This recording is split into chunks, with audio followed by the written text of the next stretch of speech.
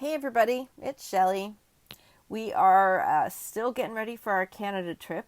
I'm calling it Canada trip instead of Canadian trip because it feels right. I've been noticing some of the things that they have up in Canada. They don't use the term Canadian, like Canada geese. It's not Canadian geese, it's Canada geese.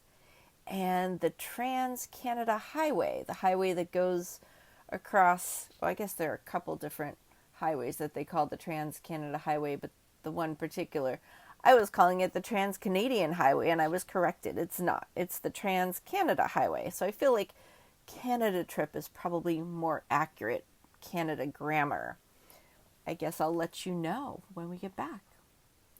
So one of the things that I've read about on this trip is that, at least in Lake Superior, there are these rocks, and they're called lights, and they glow under UV light. Now, regularly, they just look like when you just look at them under regular light, it's like a gray-brown rock, and then under UV light, it looks like orange embers are coming out of the inside the rock. It looks like it should be burning your hand. It's so cool. And I've wanted a UV flashlight for a long time. I know it's a super nerd thing, and maybe not a lot of people have thought about it before, but we've got some uranium glass. You know, some of it is obviously green when you buy it, but some of it only glows green under a black light. And we've never had a black light to really try it out, and I've always wanted to get one. So since we're going up there, and there's a place where they have rocks that we could find only with this black light, I was like, yeah, let's get one. So Brett keeps telling people that I got a beast of a flashlight, and just kind of being theatrical about it, but it's actually called the UV Beast, and its tagline is the king of UV flashlights. So it arrived the other day, and of course I had to charge the batteries first, but then I took it on a tour of the house and started, because it's a very powerful, and it shoots the beam really far. So I'm just like shining it around the room, and I could find, like, things are like flashing at me. And that one glass, there's a shot glass that we have, that's definitely that. It looked like it looked like neon lights. Like, it looked like it had neon light in it. It was really cool. And so I took it on all around the house and was shining it like in the cupboards. And I found some items that I wasn't expecting to glow. Like this one glass glowed orange, which was really cool. And I don't know what that is. I'll have to look into that and do more research. Then other glass objects started glowing. Like Brett has a bunch of those old glass insulators that they used to use on electric lines, and they glowed green.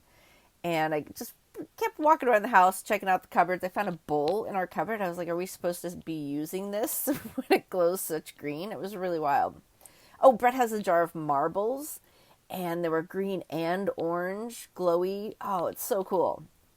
But I did make the mistake. Here's a hot tip. If you get a UV flashlight, do not use it in your bathroom. It's it's super fun. But I made the mistake of taking the bathroom, and if you're a germaphobe, just don't. It's weird. It'll make you paranoid. I mean, it does glow and show you where there might be stuff that you don't want, but also like dust and hair, and I think soap scum, because it's like in the shower, and I know we're not in there peeing all over the shower, so it's weird.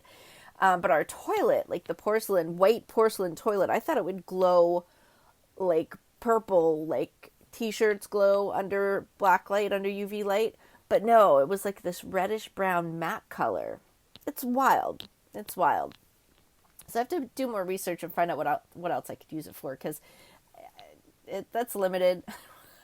It'll be nice if we could find some Uper lights, but there's got to be more uses now that I have it. So I'll have to look into that.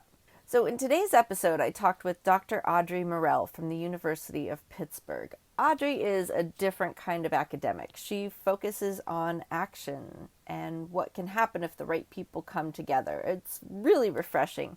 I first came across her work when I was working at the city, and I found a project that she and Greg Boulos from Blackberry Meadows had created called the Food Abundance Index, which is a tool that, instead of measuring communities' levels of food insecurity, it measures communities' food abundance. So it kind of flips the whole thing on its head. It's really a nice tool. We never did get to use it, but it's very exciting that it's out there, and it's something that communities can use to measure their own food abundance. Hope you enjoy our talk.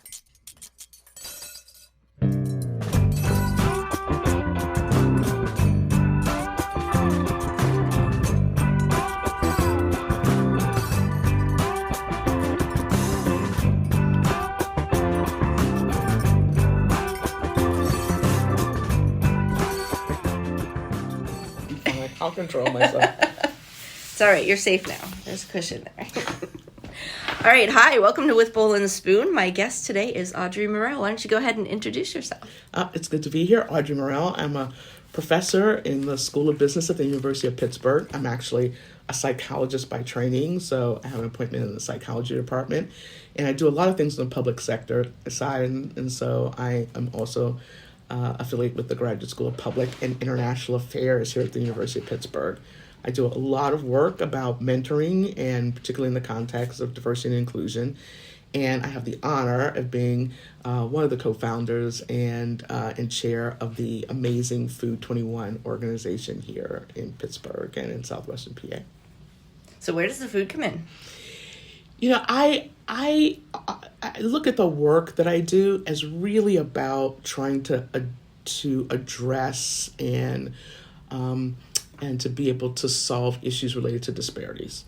So wherever disparities, whether it's disparities in access to education, disparities in terms of access to resources, that's where the mentoring comes from. I've studied issues related to gender and race since I was an undergraduate on the campus of Howard University. And so I was doing some work about issues related to economic development and looking at economic impact. And that was when we were first starting to talk about issues of food deserts. And I remember I was with someone who, from that day on, has become a close friend and colleague, Greg Bullis, and we were both asked to be judges at a case competition by the folks over at Carnegie Mellon University. And it was all about this issue of food deserts. I remember getting into what was, now I look back, a transformational conversation with Greg. And he said, you know, we keep using this notion of food deserts, but we don't really understand how they're created. And we tend to blame the people who are affected by them. And that's a disparity.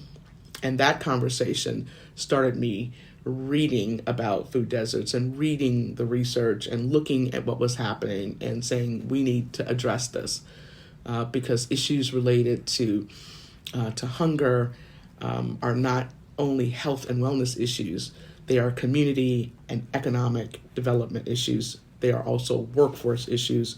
They are also entrepreneurship issues. And so to me, food is really the center where there's so many spirals that come out from issues related to our food system. Don't even get me started on issues related to environmental impact, but that it creates so many layers of disparities. And so that was 15 years ago. So it's been quick. I mean, that's a lot to, I mean, the work that you've done, and nobody knows what I'm talking about, what's been quick, but you've done a lot in that field since that initial meeting with Greg to spark that. You know, it started off with the creation of a tool called the Food Abundance Index. So after that conversation with Greg and I started reading the research, the first thing I saw is that we tend to use this concept of a food desert, but there was no consensus about what that was.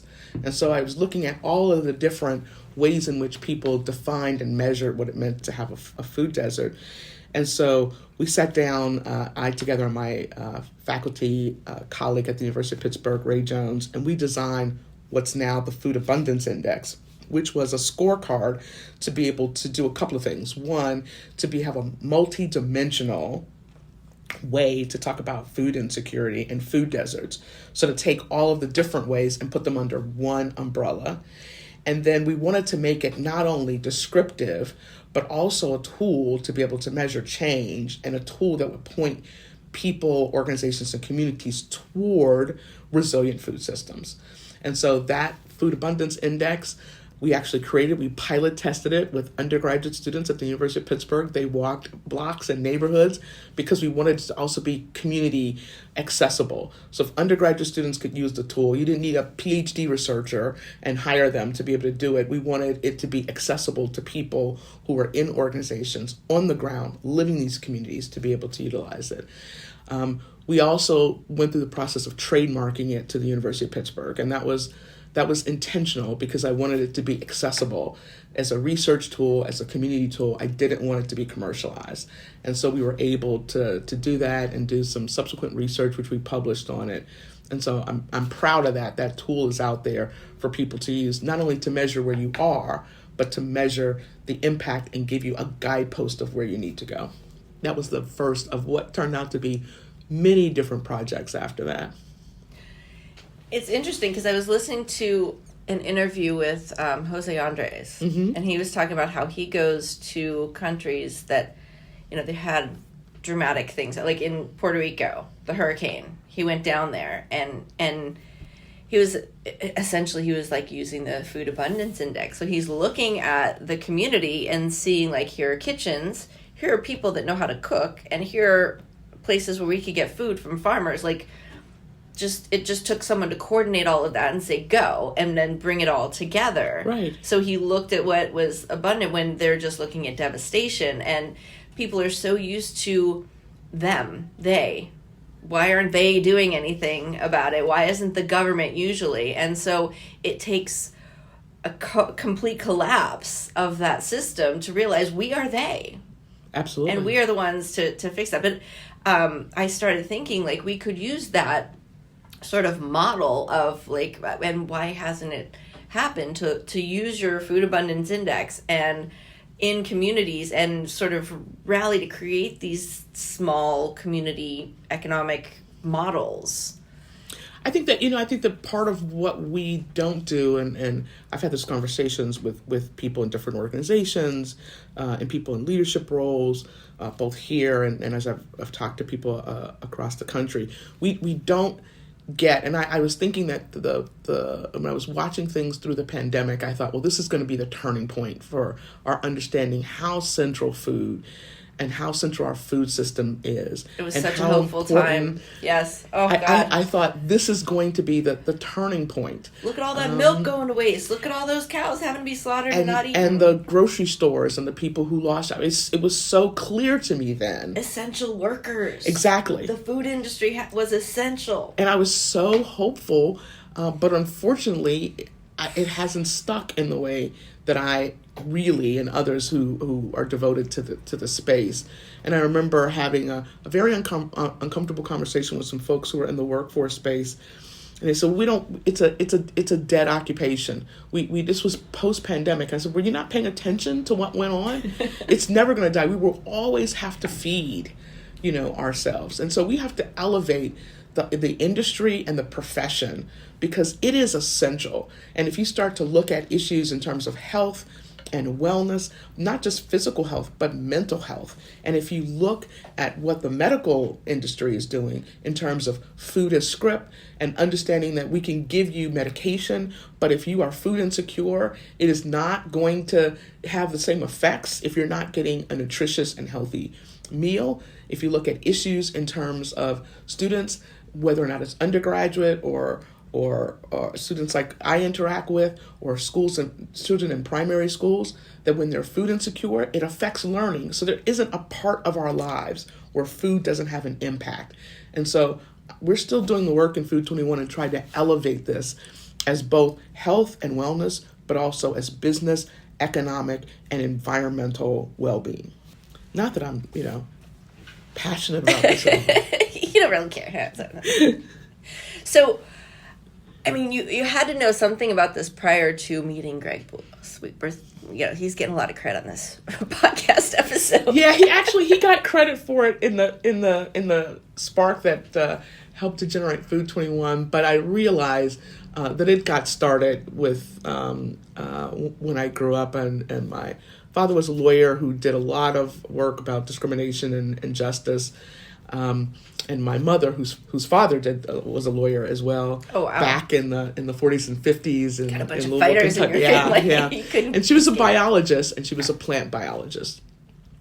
And I remember thinking my mother was the biggest conspiracy theorist ever, because she was very concerned about hormones and things that they were putting into food, into meat. And this would have been back in the 70s. And I remember she would, she had her own greenhouse. She taught high school biology. She was actually a biologist, but for work-family balance things, she went into teaching into the public school because my father was a lawyer with his own practice. And so it was just much more compatible. And she won awards for her plants and the like. And I used to think she was such a conspiracy theorist. To talk about hormones and particularly the effect that they have on women and young women's bodies, and that those hormones do not cease. The active agents that are in there don't stop just because you cook them; they're still there. And I was like, and she was very, she was a seer. Before organic was a big thing, before locally sourced was a big thing, that was her thing. Right? And I used to think she was such a conspiracy theorist when it came to what is going on and the problems with how we're treating food and the impact that it had on health and wellness. Well, of course, she was right. She was absolutely right. So that's actually I'll use this, the seed that got planted. And so this notion of food as justice, this notion of food as wellness actually came from her. And then the interactions with friends and colleagues of mine, like my co-conspirator in crime, Joe Butte, who's one of the co-founders and the lead for Food 21, about it, looking at the economic and the workforce impact has extended until then. So it's all about food as justice, food as equity, food as well-being. And if we can't solve that, we're going to have many more problems down the road. But we have to see food as central to that. So it's not just the access to the food, like being able to either afford it or have a store nearby to buy it, but it's also the quality of the food. Absolutely. And the quality of the food that may or may not actually be food. Absolutely. Sometimes it's just not food. And it's, food-like substance. One of the students that worked with me throughout his time at Pitt as an undergraduate, and he won through the work that he did for a senior honors thesis, was about issues related to food and food insecurity. And we were looking particularly in the Larimer community in terms of data that he collected using the parts of the Food Abundance Index. And so he was the university's first ever Mitchell Scholar, and so he's actually studying food systems internationally. So he's at the University of Galway. He's applying to do some work in Indonesia. It's just amazing what he's doing. And we had a lot of conversations about this whole notion about how we talk about food insecurity, and it led to this realization that about this concept called the built environment. And that a lot of the things that we're seeing that we tend to blame on people that are about health and wellness and well-being are disparities as a function of the built environment. And so I'll take a simple example, walkability. So how we design communities and how we design neighborhoods has an impact on health and well-being, because we know that when people live in close proximity, when there are things that they need to access, like grocery stores that are in communities where they can access them, that health and wellness actually benefits. Right? And so being able to walk to places, having parks, having green spaces. I mean, the research is very powerful on health and well-being, both physical as well as mental health. Right? And so when you live in a food desert, it has an impact on health and well-being. That's not your fault. That is a function of the built environment. And we have to start to pay attention to how we design neighborhoods, where we place grocery stores, how we deal with the issues in terms of green space and all these things. They're not just aesthetic. They are essential because they provide nutrients. It helps with climate. I mean, I could just go on and on and on about the impact of us not paying attention to the built environment and what it has on environmental, social, and particularly on health and wellness of people. So you're putting this on city planning. And city planning just get rid of their food planner. I think it's all cities. I think we're not paying attention to the role that the built environment and other places around the world, as we start to look at the other places. And the great thing about the Food Abundance Index is that when we published it, we get people and researchers from all over the world reaching out and asking us, can they access the tool? We make all of the information and all the documentation about how to use it accessible. We've been reached out by people in Brazil. I mean, it's just been amazing to see people paying attention to wanting to have evidence-based approaches as to how they address issues related to food insecurity in their communities, wherever they are in the world. Yeah. Well, internationally, I've seen a lot of really good examples of things that we could do in other countries, but bringing it here, you need the leadership behind it. And if it's not tied to capitalism somehow, it's a problem. Another way where you see and that people was don't get behind it. well, and another way you see that, which has come up in the research when we start to talk about the built environment and food and the entire ecosystem and the entire, what we call in the business world, the value chain around food, also led to a whole bunch of projects about food waste. Right. And so, part of what we do is that we waste a lot of food. So if you have a hunger issue and a waste issue, that is the ultimate irony. And so we actually did a social documentary that won an award that was all designed by students that we did. We've done a number of projects looking at this issue of food waste, and there are just some innovative things that other countries are doing to address this.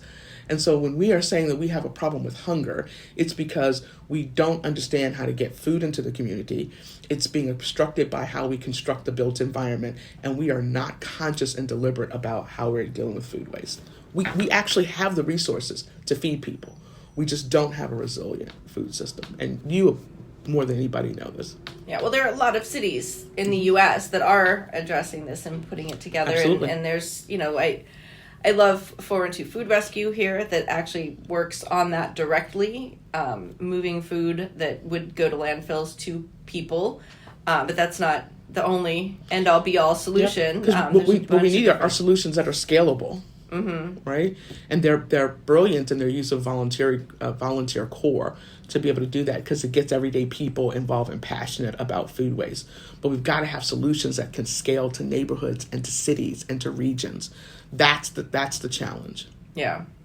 But I think it's having a variety of different things. I think this is another thing that our food system has shown us, that if you have a mono system, it's going to fail, and then it all fails. But if you have a variety of different things happening, you should always have multiple different avenues, not just one. Absolutely. And that's why we like to talk about the food ecosystem and resilient systems from both creation to distribution to consumption to dealing with waste. We have to look at this in a much more integrated fashion, as opposed to this group doing this and this group doing this. We've got to really look at this from an entire value chain perspective, which is core to what we do and attempt to do at Food 21.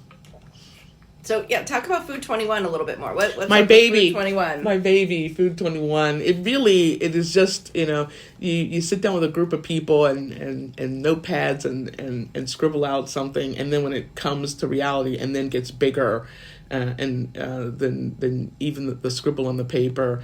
And so it really is an organization that's built up with a network of people across all of the aspects of the food system. And we really talk about building. How did you get involved in that, though? It was really all the projects that we started and saying, okay, we've got some momentum here. So I started, as I was mentioned before, with the Food Abundance Index and doing research. Joe had been doing things, trying to look at issues in terms of farm to table. When my good buddy Greg Bullis was head of Pennsylvania Association of Sustainable Agriculture, we had talked about that. I had gotten involved with the people on the food waste side. And so pulling all that together, so we were all having a similar conversation, but it needed to come up under one umbrella. And so Joe sat down with a friend and colleague. He actually used to be our marketing communications person for the business school at the University of Pittsburgh, and then he left and went to work for People's Gas. And so through an initial grant, there was a white paper that Barry Kukovich, who was marketing communications for People's Gas, and Joe put together, taking all these ideas that became the white paper that would launch Food 21. So I joined them at the table as to be able to convene a network of people across all aspects. And it was really the vision of saying, we have the solutions, we just need to bring all these sectors together and to be able to talk about this together, across the entire value chain, as opposed to this group talking this way. And so it got launched from the support from People's Gas, and it's expanded since then. We also launched the Food and Beverage Network, which is to really pull together those entrepreneurs and business owners across that in any way, shape, or form touch food, so that they could become a network to be able to help themselves. And then we launched these three enterprise groups. one looking at business development, the other looking at issues related to data and research, and the other looking at aspects of things from farm to table. And it's just grown, and more people have joined, and we have projects we're working together right now with a group over in Larimer to be able to create what's called Celebration Hall, which will be an initiative that's very complicated, but it takes all of these ideas and puts them under one roof in a neighborhood that has been designated as a food desert, together with our partners from Flourishing Communities.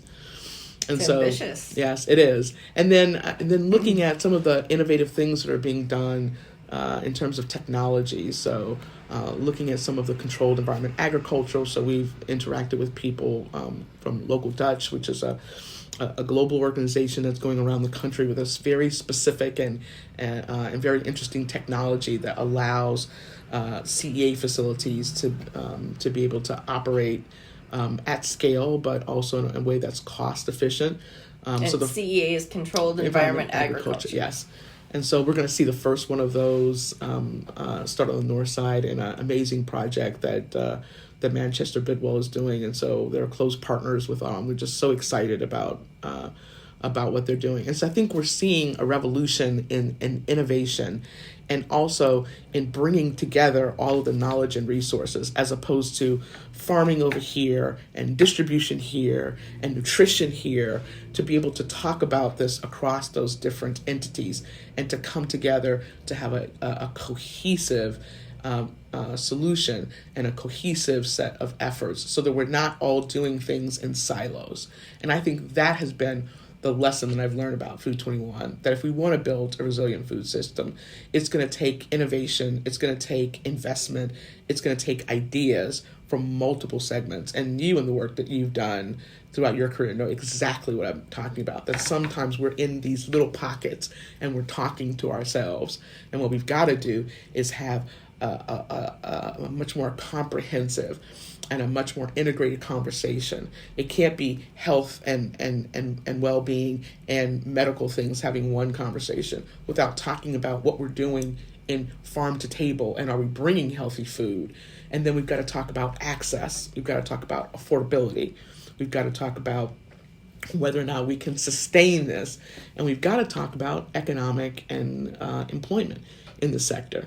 And if we did not learn anything from the pandemic, we had to have learned that.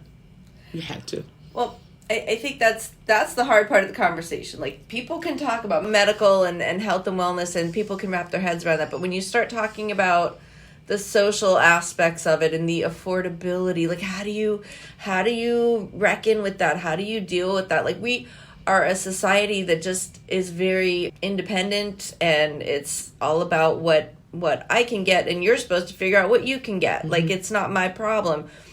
In Europe, it's a whole other story. In other countries, that's why, food policy, food system work is so much easier in other countries. I imagine. I haven't been there, I haven't done the work there, but I imagine, and from some of the colleagues I've met there, because there is that idea of caring for your neighbor and understanding that there are all these levels of society that we are all responsible for. We are all part of it. And if it gets worse for some people, it's going to get worse for everybody. If it gets better for, some people, it's going to get better for everybody, but it's got to get better for the people that it's worse for. Wait, I guess I didn't say that very right. No, I think that you're right. I think that what other countries get and have gotten maybe faster than we have in the U.S. is this notion of the built environment and how all these systems are connected. You can't really talk about food and not talk about climate, right? Yeah. You can't talk about food and not talk about water, right? You can't talk about food and not talk about transportation, right? And so I think in other parts of the world where we've looked at, and even some that have reached out about the work that we're doing here, they see the integration, and we tend to treat these sectors separately. You can't talk about food and food resilience and not talk about workforce, and you can't talk about food and food resilience and not talk about business development. And so to be able to have all of these people under one roof in Food 21 is unusual, because I think we tend to be much more compartmentalized. I'm not sure, I have no theory as to why that's the case in our culture, but it was one of the things that we learned from the Dutch in studying their model and interacting with them, is that they are really clear about the role that food and climate and water and issues of soil and toxicity and the whole thing. They really, I think my mother might have been Dutch. They really understand the integration across all those. I think we're getting there in the U.S., but we were slow to that realization. And think about in Pittsburgh, it's particularly important. I mean, the issue of cleaning up the water because of industrial contamination. We really were not as aware of the long-term effects of that. And thank goodness for organizations, especially Pittsburgh Water and Sewer, has just done an amazing job at addressing that. And so you've got to understand the interconnectedness of these systems and these communities and these issues, or else we're never going to have a comprehensive and sustainable food system. It's just not going to work. Well, there's also the sort of barrier, because like your food, you're getting everybody in the room. Great. Like, how is that going to create a system change when there's not the social agenda that we have, that they and the Dutch have a big social agenda. Like, they take care of their people. Isn't that like what one of the things that people are saying, you should move to Europe and well, I always tell people, I tell my students this all the time. Is it Belgium? So we're talking about the Dutch. Well, you said how you were asking me about how do we address this, and it's one of the things I always tell my students. We're looking at big issues around disparities, or and I always tell them, how do you eat an elephant? One bite at a time. And I always add with hot sauce, because I always think elephant meat is going to be really not that tasty, but how do you eat an elephant? And that's one of my favorite sayings, and I love that she added the hot sauce. I'm doing that. Yep. And think about it. That's where we are in our food ecosystem in this country, right? You can't address that and not pay attention to climate. You can't address that and not pay attention to issues related to water. You can't address that and not pay attention to workforce and business development. And so we've got to get all of that up under one roof and the table, and then we've got to be able to scale. You got to put it in a freezer. Yeah. Because that thing is going to rot, and then it's just going to ooze, and it's going to get away from you. So you got to take care of that elephant.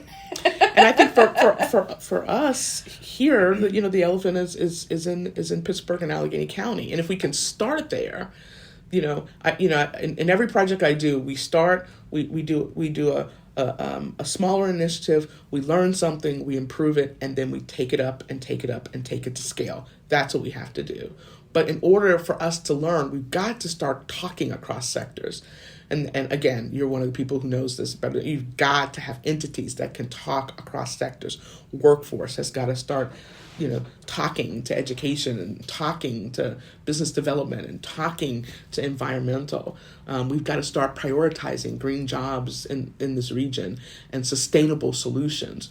We're addressing issues related to water, but we've got infrastructure issues. We've got a lot of concrete, and it's not going to be solved by people doing their own personal gardens. We've got to have systematic, and we've got to look at food deserts and communities and how we are constructing new neighborhoods so that everything that they need is part of their built environment. And then the world will be perfect. Then it'll all come together. Yeah,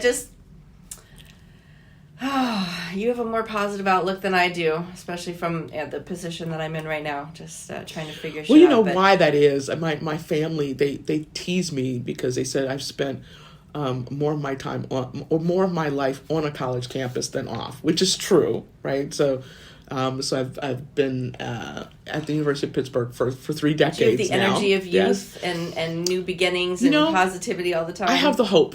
I have the hope every year. Every single year, right? And I think they're right? They're right to be hopeful.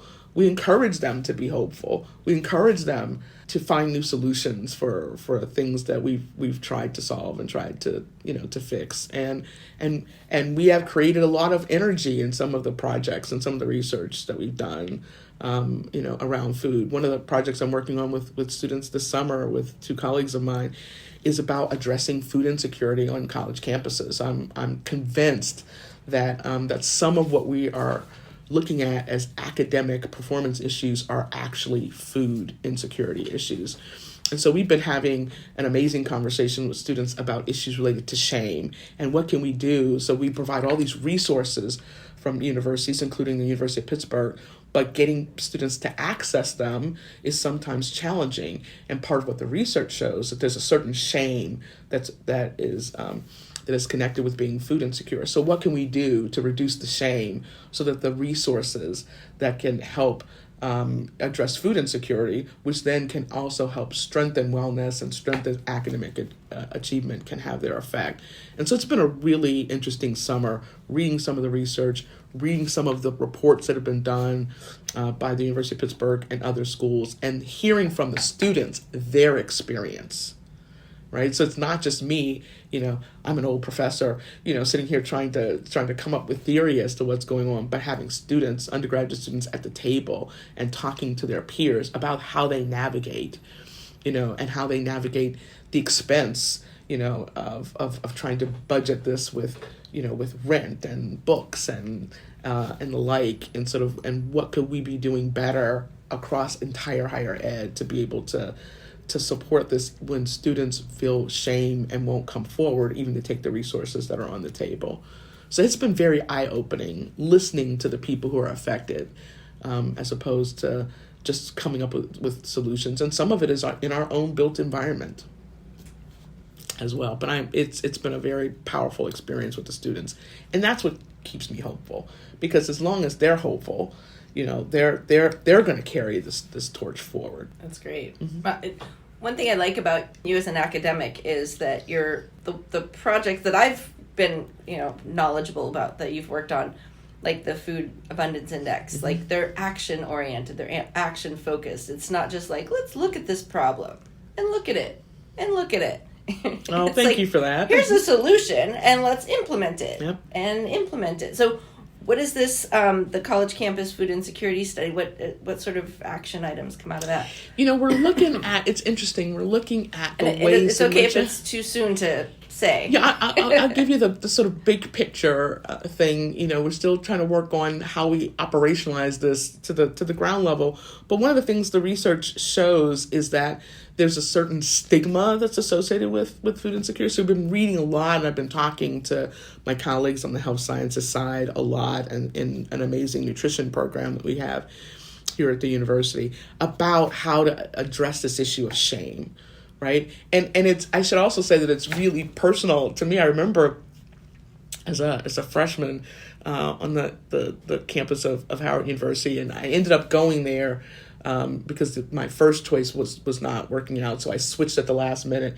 And so I get to campus, and I'm in a residence hall, but it's off campus, and it has a kitchen and an apartment. I'm there with two sophomores, and so some of my financial aid hadn't kicked in, so it was enough for me to start classes, but not the stuff that would pay. And I didn't have a lot of food, so for the first 2 months, I bought books, and I was really out of money, and I wasn't on the meal plan. So I was actually sneaking peanut butter sandwiches from my roommates from the kitchen, and they found out and said, "Why didn't you tell us that that you didn't have enough money and you didn't have enough food?"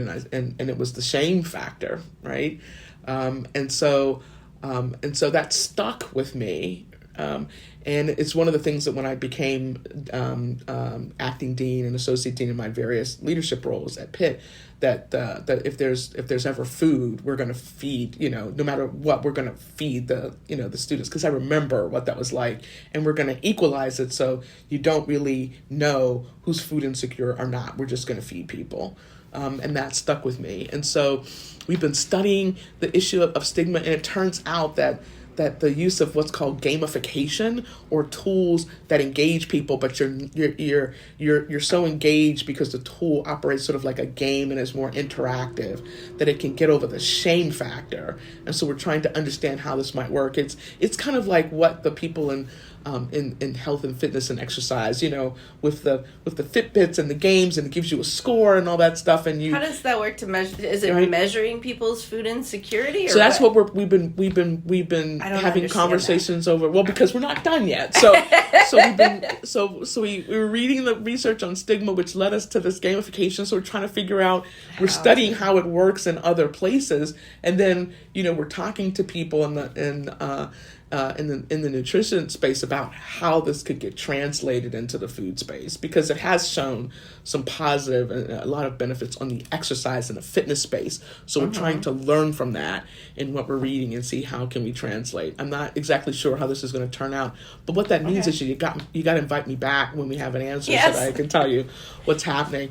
But it is, and it's been eye-opening to hear them share not only their own experiences, but the experience from friends of theirs about how they're navigating through the costs and all of the things that, the impact and prioritizing this and books and travel and doing a study abroad and having and some discretionary to go out and hang out with friends, and what it means when they can't do that it's not just food, but it's also social isolation, because a lot of their eating is with friends. And so that shame factor is even elevated. So I don't go out with friends if I can't afford the food, because I don't want to feel like I'm getting charity for people to pay for me. So the food insecurity is also contributing to their social isolation, which I would have never thought about that until we started having that conversation with them. So stay tuned. We're trying to figure out, how do we do this in a way that doesn't create greater shame, but is a more sustainable and a more affirming way to be able to deal with the food insecurity issue. I'm thinking, obviously now thinking of ideas. But what if there was some sort of like a card?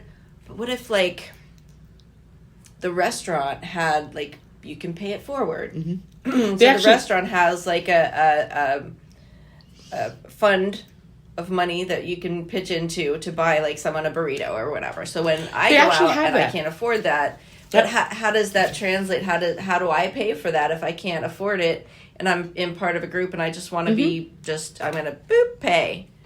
How does that work? How do I take... The students are our vendor, and a lot of the major vendors that supply college campuses have that, that where you can, if you can donate unused, the students call them swipes, and for students who are food insecure and who need them, you've got to yourself be in the meal plan to be able to do that, and that helps.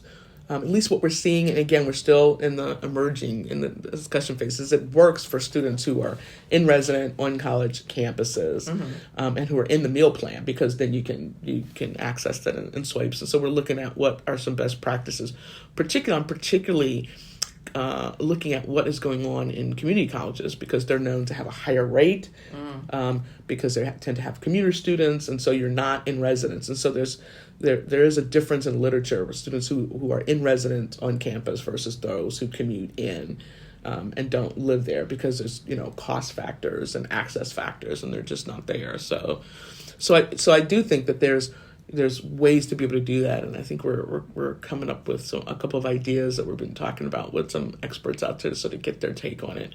But it has been really fascinating hearing this from the students' perspective. And again, it's part of my feeling that some things that we're treating as academic issues are really food insecurity issues.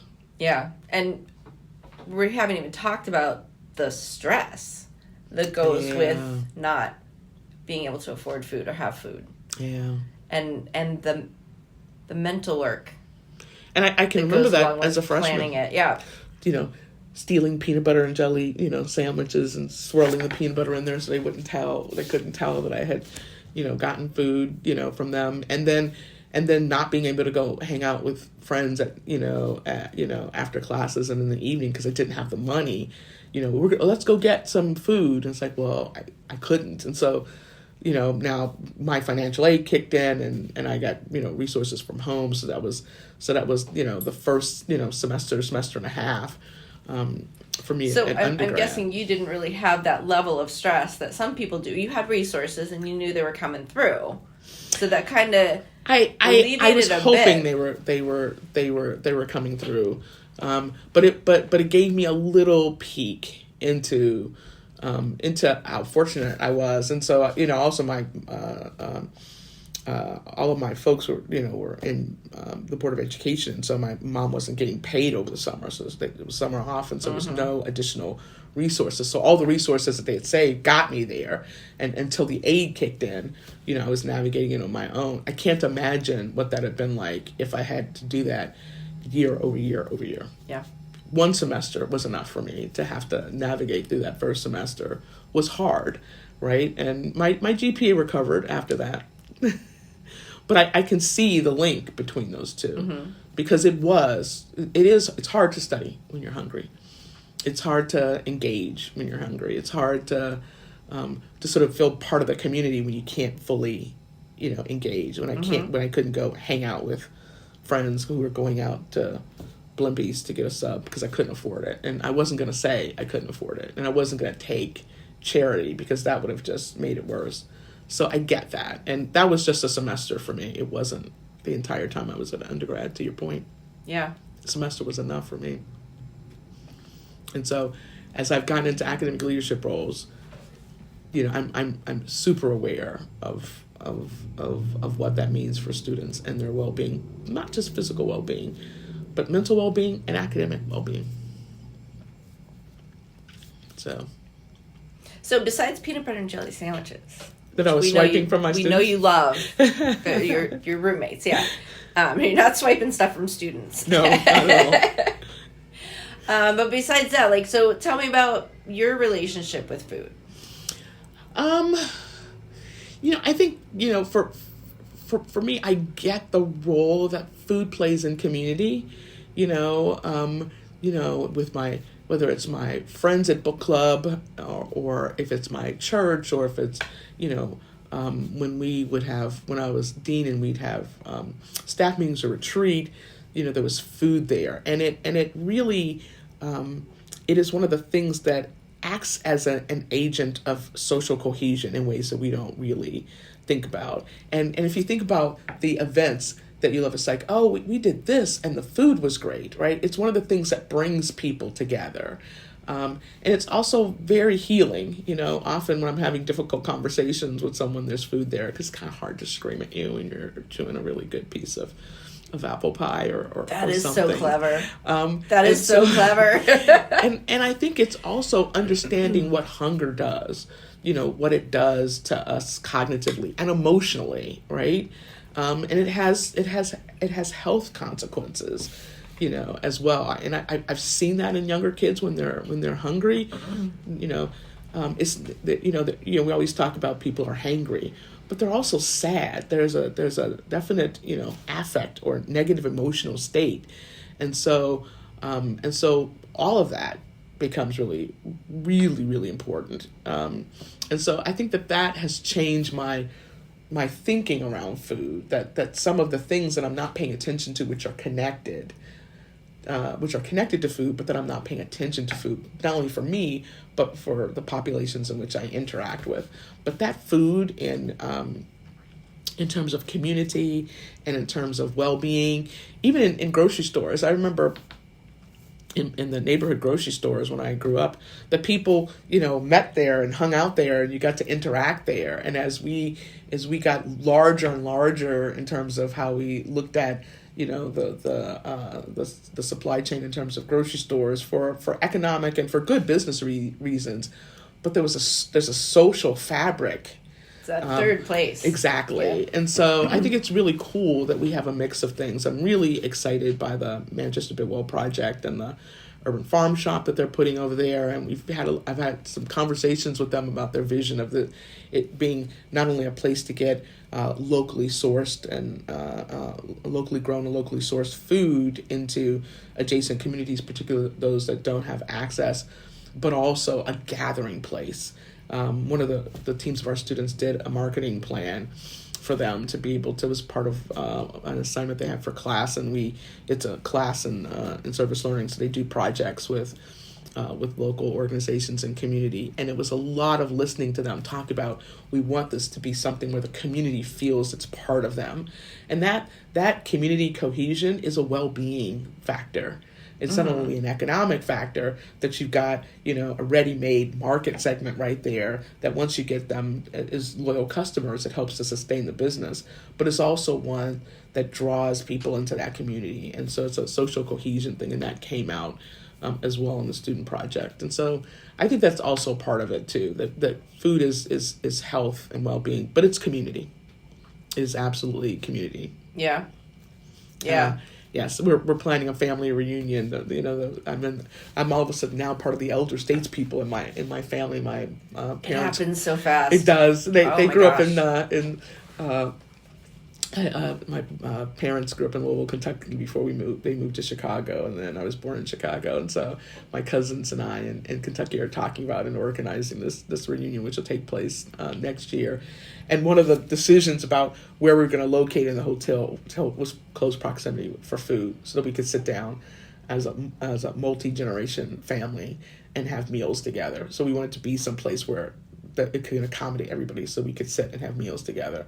That's what I mean about that cohesion, that link that food has. So tell me about the food. What are you guys looking at? They picked it because they're the on the ground logistics. We have these meetings with me and the cousin from Chicago and New York and then the ones that are there. So there's one cousin in particular that is handling the underground. I'm guessing this is on Zoom or something. Yes, we're on Zoom and we're doing this planning and one of the key was we're saying, okay, we want to make sure that that it's accessible, that it's a place where it's kid friendly. We're going through all the punch list of where we wanted this located, and it came up, and it has to have good food, and it's got to be able to accommodate the families sitting down together and having food together. So my cousin in Louisville has picked a certain hotel and location that I'm not familiar with, but she said it meets all those criteria. And oh, by the way, the place where we're going to eat has really good food, and it's to build that sense of family and that sense of connectedness. So is it I don't know, mashed potatoes? What is the food, Audrey?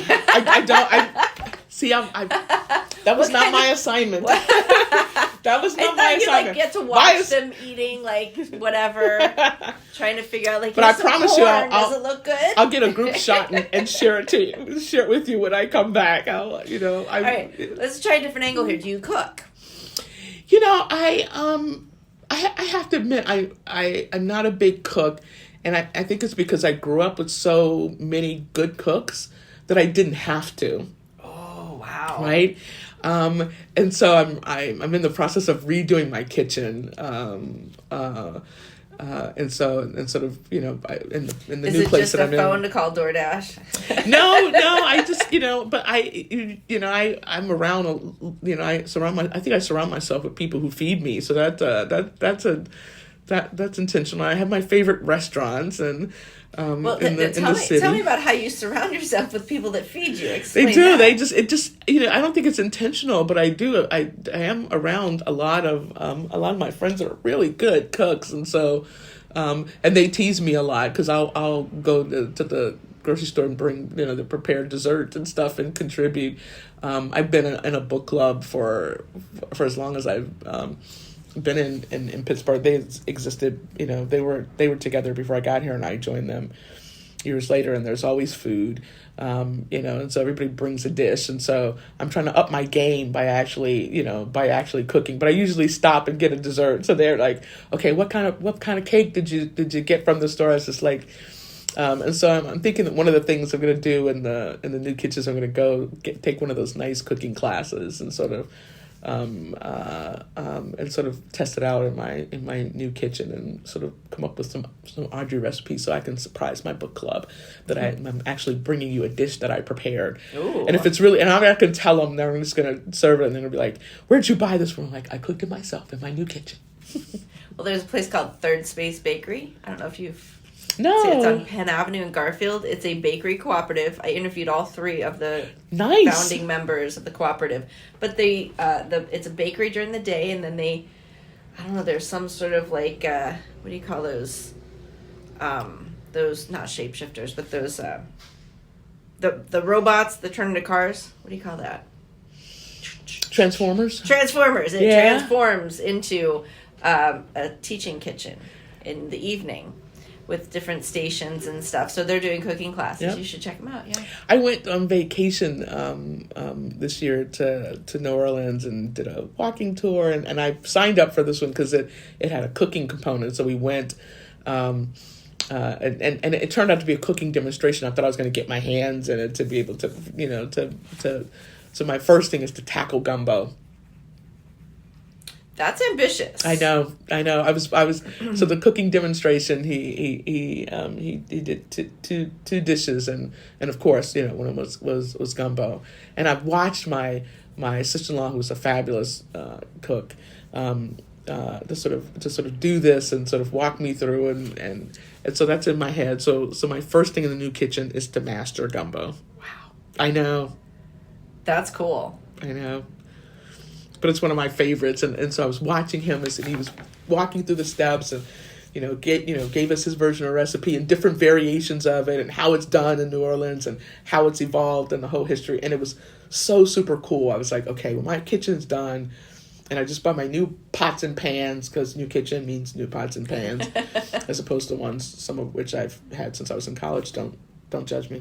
Oh my God, no, I have my grandma's cast iron skillets. Do you? Oh, cast iron skillets. Yeah. And my husband and I got a set of pans when we got married 30 years ago. Yeah. And we still use them. So, no judgment. Yep. And so that's going to be the first thing. Will last a lifetime. Because it is also, sort of soothing, and sort of, relaxing a bit. But it's still my favorite thing to go to different cities and ask people, where are the good restaurants and taste the local cuisine and things like that. So what kind of cuisine would you prefer? Like what would, if when someone I'm out, recommended some stuff and you'd be like, oh, that's the one. That's the one. I love Italian. That's my favorite. That you just can't go wrong. It just, and if in my top places to eat in Pittsburgh, are dominated by Italian places. Oh, okay. And so, so that's my favorite. That's my. So you want to absolute name favorite. drop? What's some of your favorite Italian restaurants my favorite restaurant in Pittsburgh is Luca. It's been forever. And now I actually live closer to them, so they they see me, and it's funny, they see me coming and like, yeah, we know you got this, and they always know it's me because it's Brussels sprouts, which is my favorite. Oh, wow. And I have to tell people I love Brussels sprouts growing up before they became cool. So I just want to know it's not a trend. It's my dad got me to eat them because he said they were baby cabbages, and so.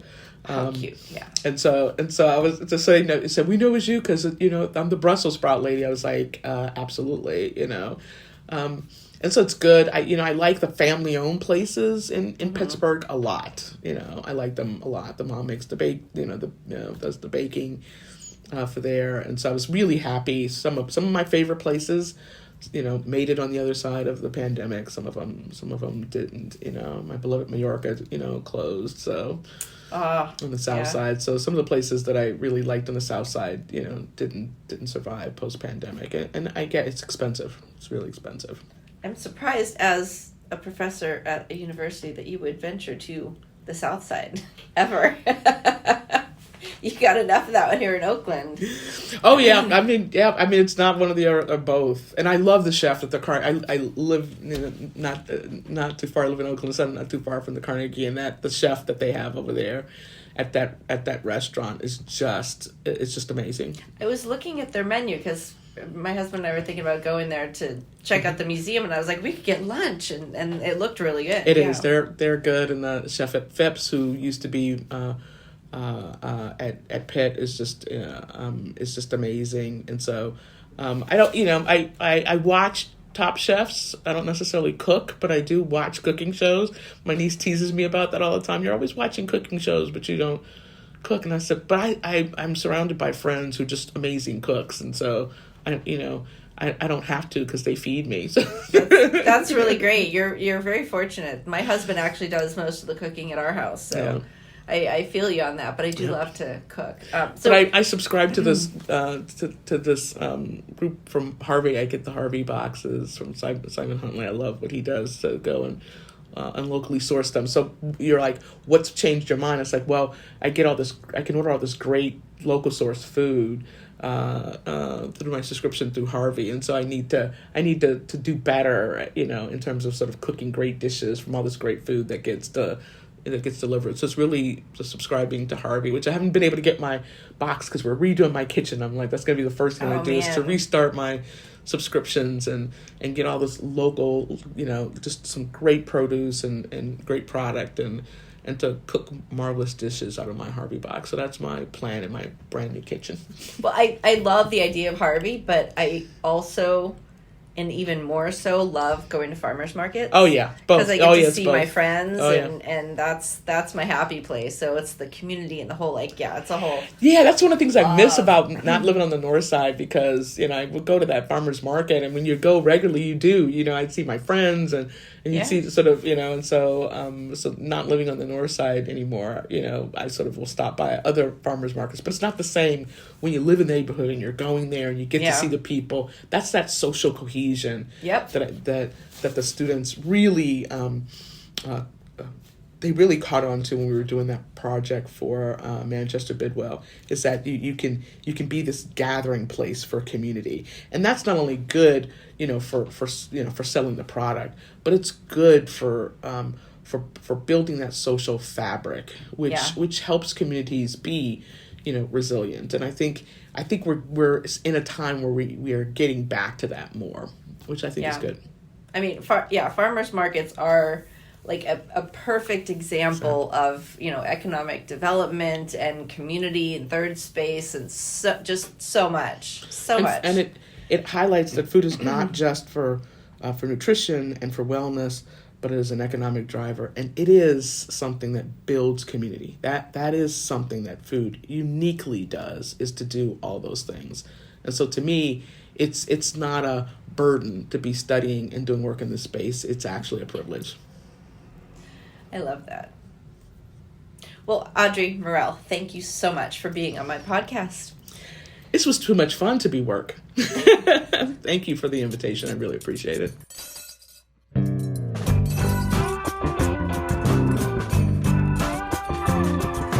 Everyone knows that food is cool. No secret. Eat that food with a bowl and spoon. Everyone knows that food is cool. No secret. Eat that food with a bowl and spoon. With Bowl and Spoon is written, produced and hosted by Shelley Danko Day. Original theme song was written and performed by Paul LeBreeze and friends. You can listen to With Bowl and Spoon wherever you get your podcasts. Don't forget to subscribe, like, review and share. Follow us and send us questions or messages on Facebook and Instagram at With Bowl and Spoon. Thanks for listening.